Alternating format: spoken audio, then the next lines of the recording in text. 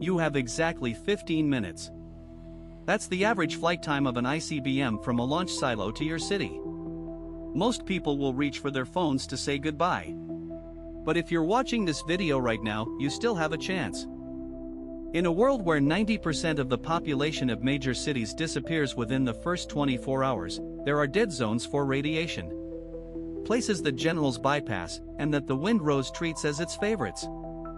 Today we'll break down the top 10 locations in the United States where your chances of survival are close to 100%. And no, these are not the billionaire bunkers you're thinking about.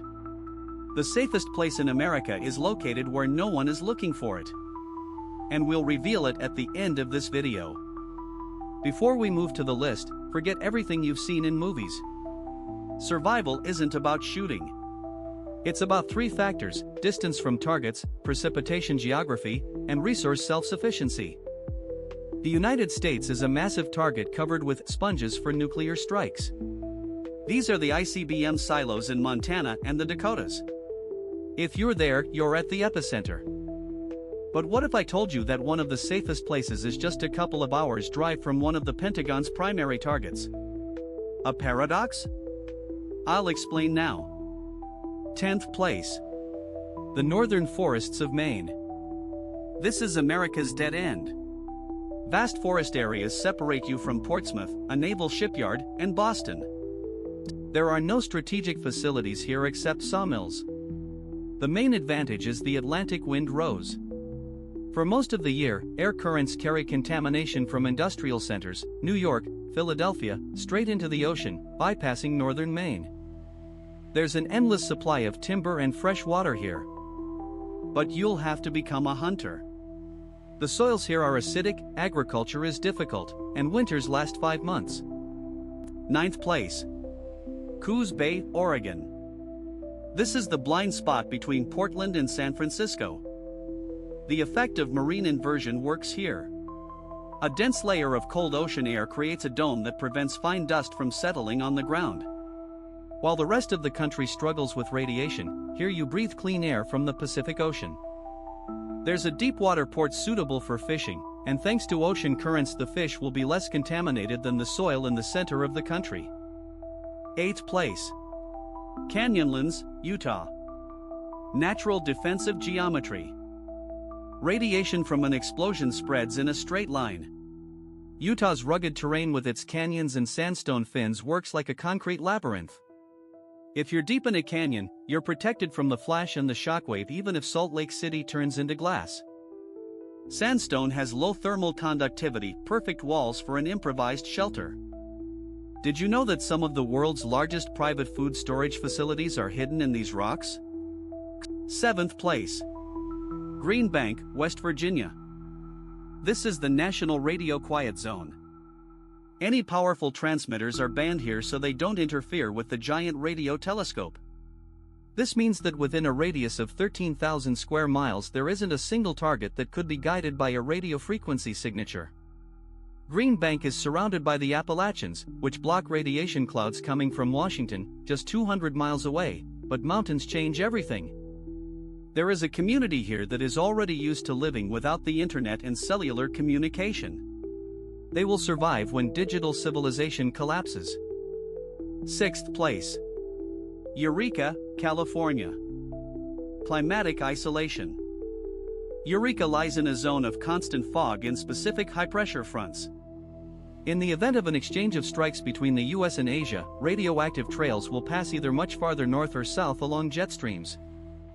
There are giant sequoias here. The wood of these trees is incredibly resistant to rot and pests, which is critical for building long-term fortifications. We've crossed the midpoint of the list.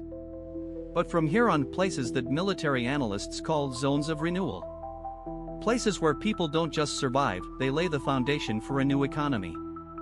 Place number 1 will truly surprise you. 5th place. Michigan's Upper Peninsula. Surrounded by 3 Great Lakes. Water is the best radiation shield. The enormous mass of Lake Superior in Michigan acts as a thermal and filtration barrier. Radiation entering the water quickly dilutes and settles on the bottom without poisoning the air. The population density here is so low that there are 50 acres of forest per resident. 20% of the world's fresh water is at your fingertips.